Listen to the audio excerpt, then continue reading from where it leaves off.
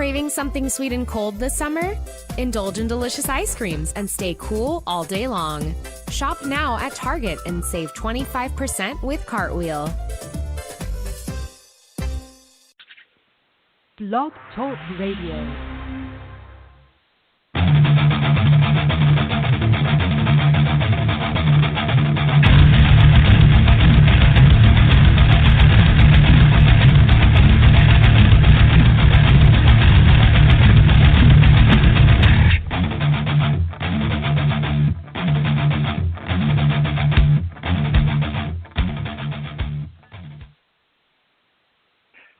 And welcome to this week's edition of The Cheapest Meal presented by Deep Fried Draft. My name is Brian Bosarge, episode 6 of the revitalized Cheapest Meal, and we got a good one today.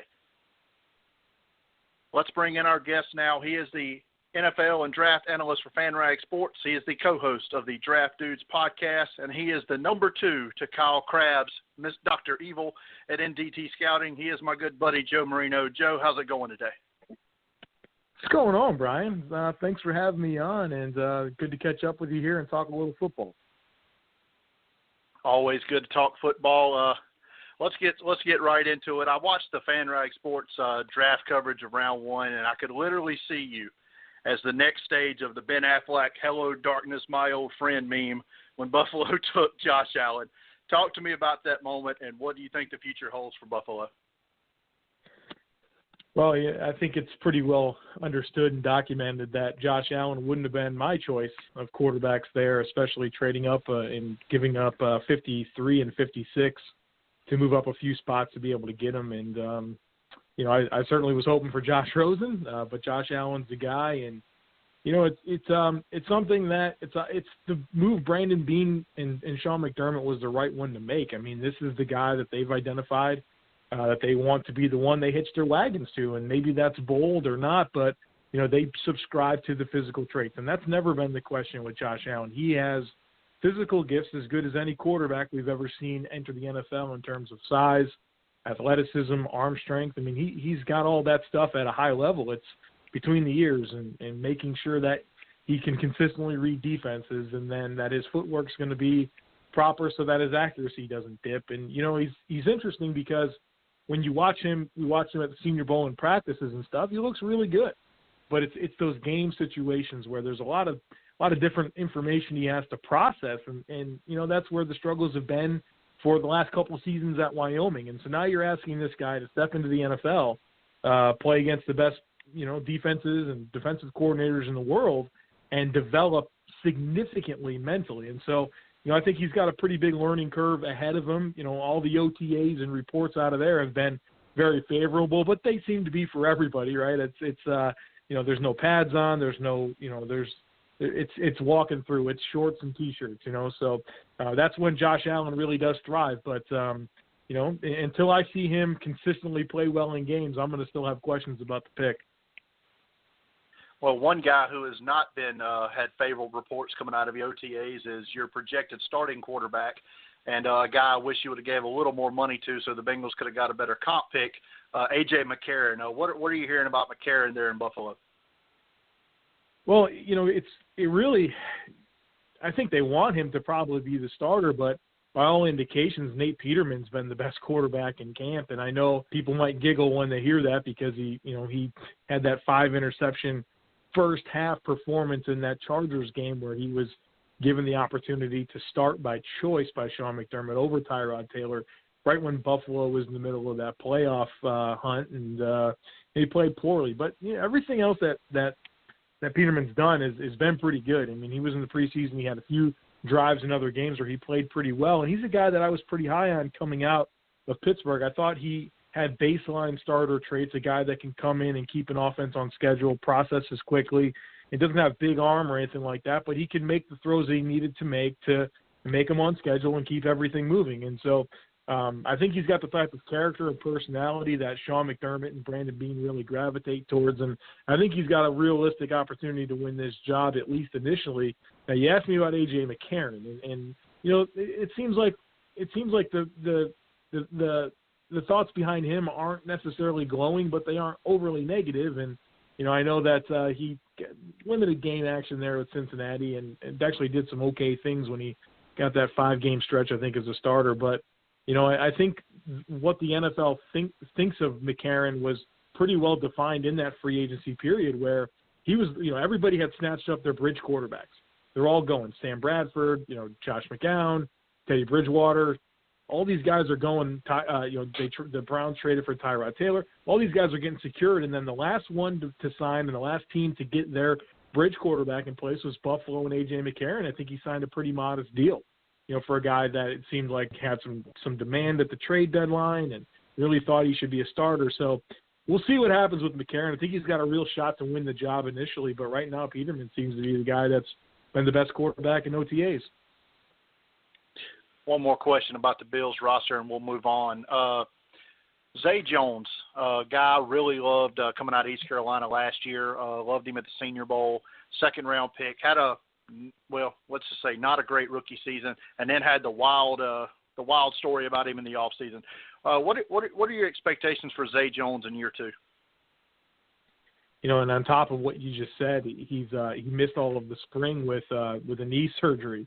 So, I mean, it's just he doesn't have a lot of great momentum, which is so weird because, like you mentioned, he was really good in that East Carolina. I mean, the all-time leader in receptions for FBS and really found a lot of production. He had a great Senior Bowl.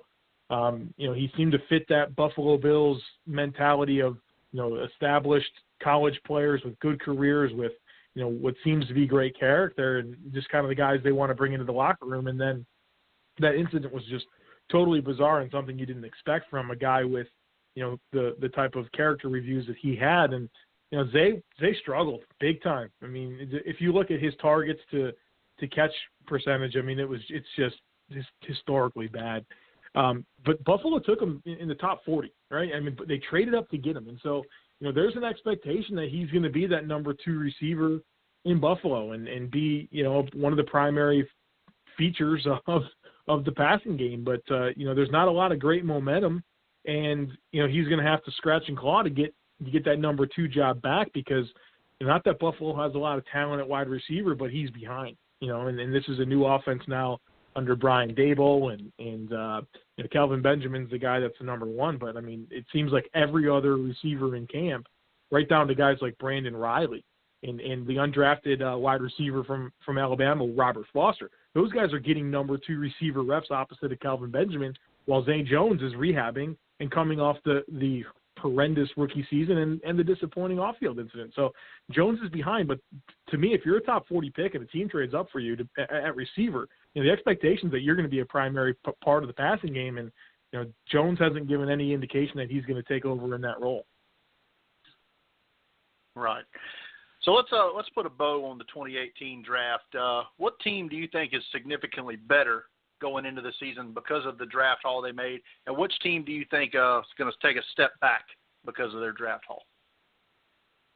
There's a lot of drafts that I really liked. I thought Tampa Bay did a really good job of addressing their needs.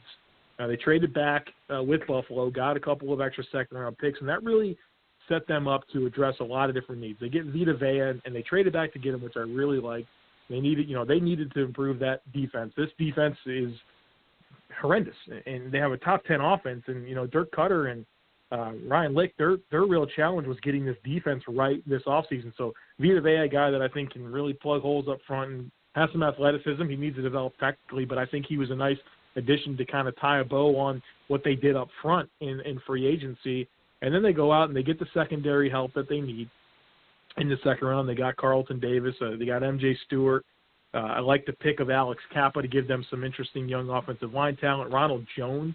I mean, right now they were counting on Jaquez Rogers and the dude from Auburn a couple years ago, Peyton Barber, to be their starting running backs. And so I just think for a team that went out and got value and addressed their needs, I really like what Tampa Bay did. And they also got Jordan Whitehead, another versatile safety, another defensive back that I think that they needed. They needed some playmakers on the back end. So I really like what they were able to do. I don't think it's talked about enough. I certainly love what teams like the Dolphins did, and I like what Jacksonville did, and those types of things. Green Bay, I love their draft. From the other side of things, you had mentioned, a team that I felt kind of missed the mark. keep going back to the Saints, man, and I've been all kinds of ridiculed by it's Who Day Nation or Who Dat Nation. I always get it mixed up. Who Dat Nation. Those guys have been coming after me. Yeah, those guys are coming after me because I've been really critical of their draft. Now, number one, I think they did a good job of identifying a need and an important need, getting that pass rusher opposite of Cam Jordan. But Marcus Davenport's a guy that I don't know is going to give them any help right away. He's got some gifts, but he's raw. And they gave up their number one pick next year to get him. And, I don't know if there's any immediate returns available with Davenport. And to sacrifice and mortgage away another prime asset to get him, is very questionable with this, what's probably a diminishing Super Bowl window with Drew Brees. So, and then the rest of their picks, I just felt like they were guys that are going to have a hard time making the roster. I mean, I thought their best pick was that receiver from Central Florida. His name is escaping me right now. Traquan Smith. Traquan Smith. To give them another boundary guy to work opposite of Michael Thomas, but even I don't think he has a ton of upside. So I just think that the Saints, with the Super Bowl window that they have, with an opportunity to get some, guys that I thought had a chance to make more of an immediate impact and not trade away their 2019 first-round pick, that's a team that I thought kind of missed the mark in a real good opportunity to really cement themselves as a true contender in the NFC. See, I've been highly critical of the Saints draft as well. I thought it was one of the, worst drafts. I don't have the following that you have on Twitter and such, so I don't get the hate as much as you do. But no, I don't see with a team like you said, you have 1-2 years of Drew Brees left. I just did not see a single player in this draft that I think impacts their roster this year at all. You know what? And it was 6 days. It was 6 days of Saints fans coming after me saying, how could you question the scouting department that drafted the offensive and defensive rookie of the year last year? They were on me, man. I don't usually get impacted. I take a lot of crap on Twitter. It's just the nature of Twitter. But, man, that was like a relentless week-long stretch of just pissed off Saints fans. All right. Well, Joe, let's move on. How much work have you done so far on the 2019 class? I have done a ridiculous amount of administrative work. Right now, working together, getting the watch list together, and pulling bios and getting, height, weights, date of birth, jersey numbers, background information, injury history, all that kind of stuff. And then what I've started to do, I've been working on that since early May up until about 2 weeks ago, and then I've kind of flipped the script to getting some film work done, and I'm really kind of focusing on the ACC right now and getting a baseline understanding for these players as they enter the season. That way we can understand their growth, right? And I think that's such an important component of this process is, not necessarily just evaluating what they do in that final season before they become, NFL football players, but how did they evolve and grow? And did they take a step back, or did they not, uncover that final element that they needed? Did they not get stronger? Was their technique not improved? So I think it's so important, and so does Kyle and the guys that we work with, is getting that baseline understanding. So I've been doing that a lot, focusing on the ACC, and it's been a good process so far, but I'm not super deep into it, obviously, yet. Right. Front four on the defense seems to be the loaded position next year. I've got right now, I think, 9 or 10 players with potential to go in the first round, just from the defensive end, defensive tackles. How excited are you to dive into those guys? I know you've done a little work on the Clemson one so far, but the rest of them, how excited are you? Very, and it's something that you get nervous for these offensive linemen, because it seems like the defensive line is really kind of taking off here, and we kind of see a lot of raw offensive linemen coming in, a lot of young quarterbacks. So, protecting these guys is going to be really important. But there's some freaks out there, man.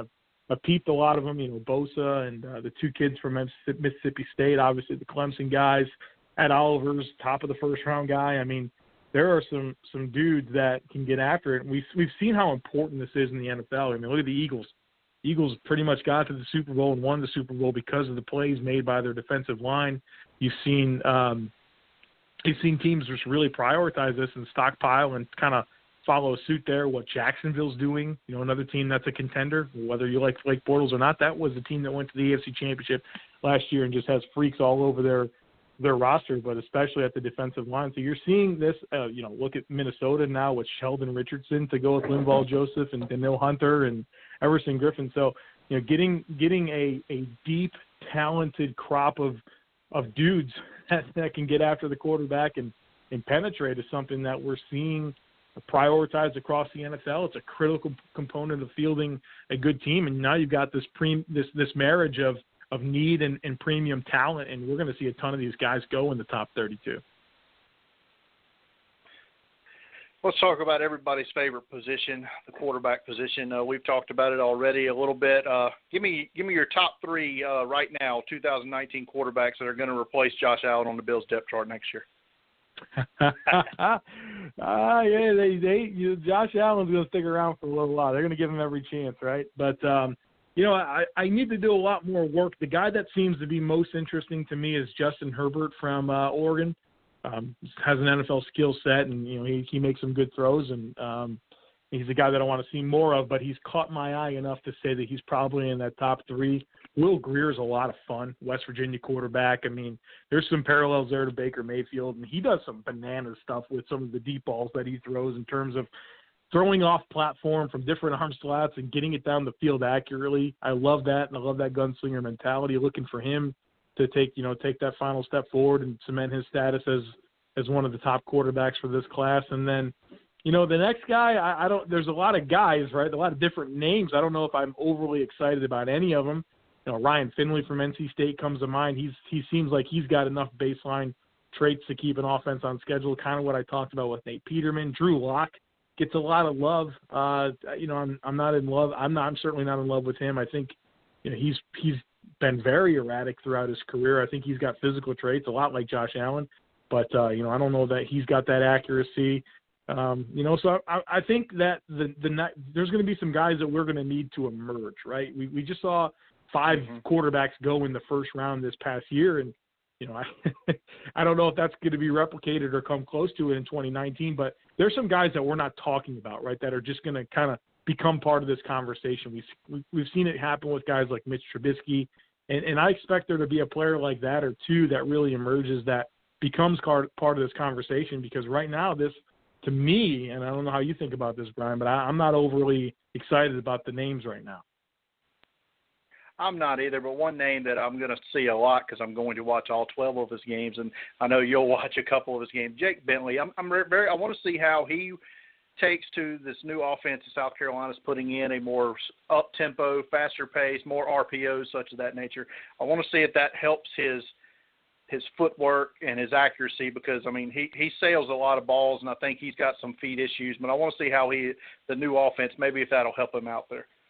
Well, Bentley's a guy, we talked about him a lot offline throughout the course of the season last year, and I like the way he sees the field. I really do. I think his mental processing is good. I think I did 2 or 3 South Carolina games last year, and just kind of having that bird's eye view from the press box and seeing what he sees and, diagnosing that coverage and knowing where the proper place to go with the football is. I thought he did that really sharply. And I like that he was willing to test man coverage. But to your point, it does come down to being more accurate, getting that footwork right, and being able to put that ball consistently where he needs to put it. But if he does, having that mental side it already, in my opinion, is exciting. So, yeah, I'm interested to see if Jake Bentley kind of emerges.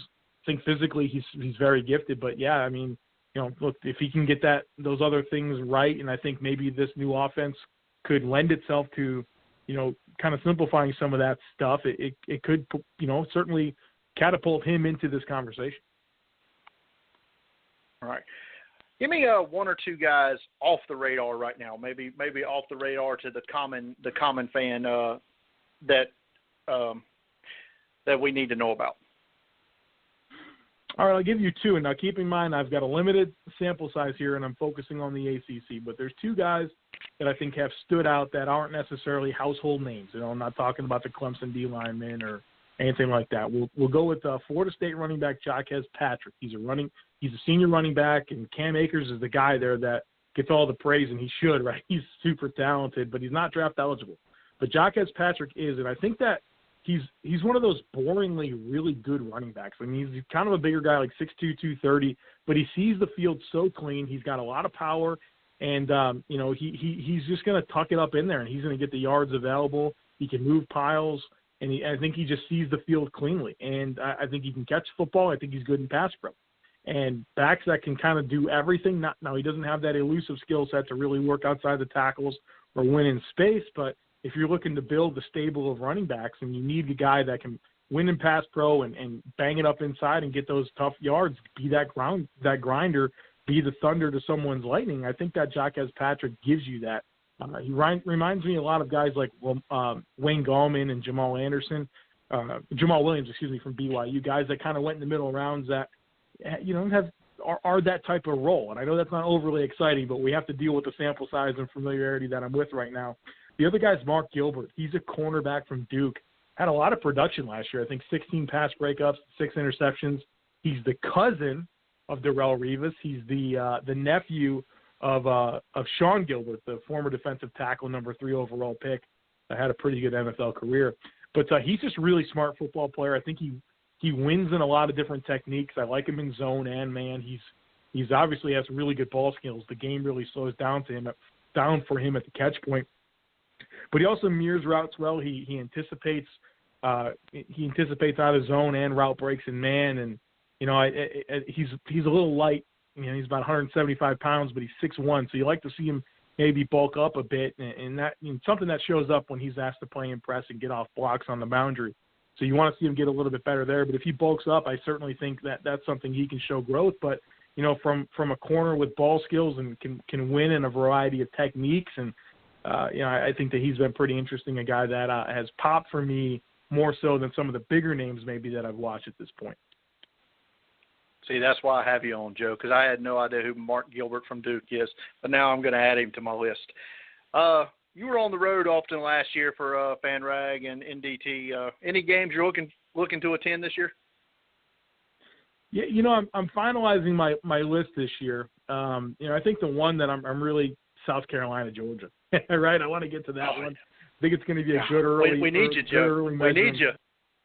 I know. South Carolina's never lost with me in the house. I think I've been there 4 times in my life, and they won every time, including that big win over Ole Miss. I don't know if you remember this. Javon Sneed. I do. And Ole Miss, I Thursday think they were night number game. 4. Thursday night, yeah, I was down there for that, and it was my first SEC game, and it was big. That upset was big. Was that Steven Garcia? That was the first game they used Sandstorm in the stadium. I remember because that became a big deal after that. Okay. Well, there you go. So that my tenure in Columbia is very good. So I want to see that game. Obviously Georgia's loaded, but I think it's going to be a great test for Jake Bentley. I love the receivers that South Carolina has, and DeAndre Baker is probably the best cornerback in the nation. So seeing him against Deebo Samuel early in the year is going to be exciting, and I just think it's going to be a very, very good football game. A lot of talented guys, and it's going to be a good physical SEC game. So that's one that I'm certainly hoping to get to. And early in the season, going to be, I think my week 1, I'm going to be West Virginia and Tennessee. That's actually here in Charlotte, and going to get to see, Will Greer and Jeremy Pruitt in his first game as the head coach of Tennessee. See what kind of team he puts on the field. I know that the talent's not there like it has been in the past for Tennessee, but, you like to think they're going to play a more disciplined and winning style of football compared to what we saw with Butch Jones. So early in the season, that's kind of where my mind's at, and that's what I'm looking at early on. Steve Spurrier said one time he always loved playing Georgia early in the season because he knew they'd have 3 or 4 guys suspended. That's good. Joe, tell everybody where they can find your work. Yeah, thanks, Brian. The best place, I do a lot of different things with podcasts and written content. So the best place to track it all is on Twitter, and you can follow me at the Joe Marino. At the Joe Marino on Twitter. He's at FanRag Sports, ndtscouting.com. And you can download the Draft Dudes podcast on iTunes and other places, I'm sure. Joe, thanks for taking the time out to do this today. Always fun talking to you. I love seeing you down in Mobile, you and Kyle both, and the rest of the NDT crew. Can't wait to see you guys again in January. All right, Brian. Thanks so much for having me, and good luck to those Gamecocks this year. I appreciate that, Joe. That was Joe Marino of NDT Scouting and FanRag Sports. Big into the Bills Mafia there in the Buffalo Bills. We talked about that and Josh Allen, and we got into some 2019 NFL draft with Joe there. He's doing a deep dive right now. If you follow him on Twitter at the Joe Marino, he's been breaking down some Clemson defensive line players like Cleveland Farrell and some others. So follow him there to get all that great info. Joe's one of the best in the business, and it was a pleasure having him on here today. You can go back and listen to our other episodes where we've had Pete Smith of talking about the Browns. Last week we had Jake Arthur of Colts.com on to talk about everything about the Colts. We've had Joe Everett, Paul Gilmet, Andy Miley of Dynasty Trade Calculator, and DynastyBlitz.com to talk about fantasy. And we've talked about a little bit of everything. Next week we're going to talk to Jeff Risden. He is the managing editor of Lions Wire and Browns Wire for the USA Today network of sites, and he was a former managing editor of Texans Wire. So we're going to talk a little bit about all of those teams next week.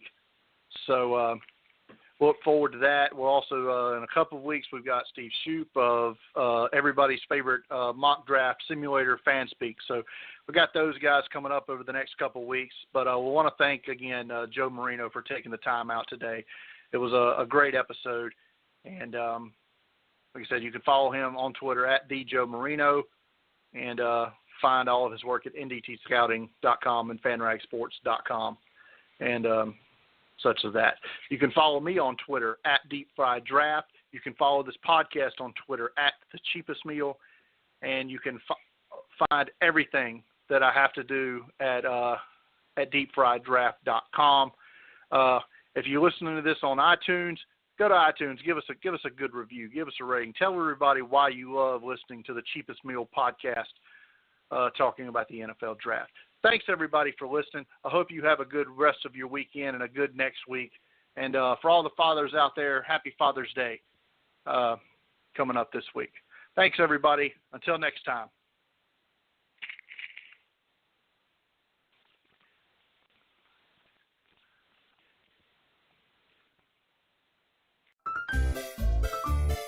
Craving something sweet and cold this summer?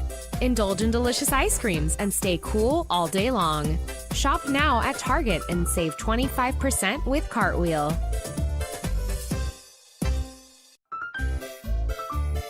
Craving something sweet and cold this summer? Indulge in delicious ice creams and stay cool all day long. Shop now at Target and save 25% with Cartwheel.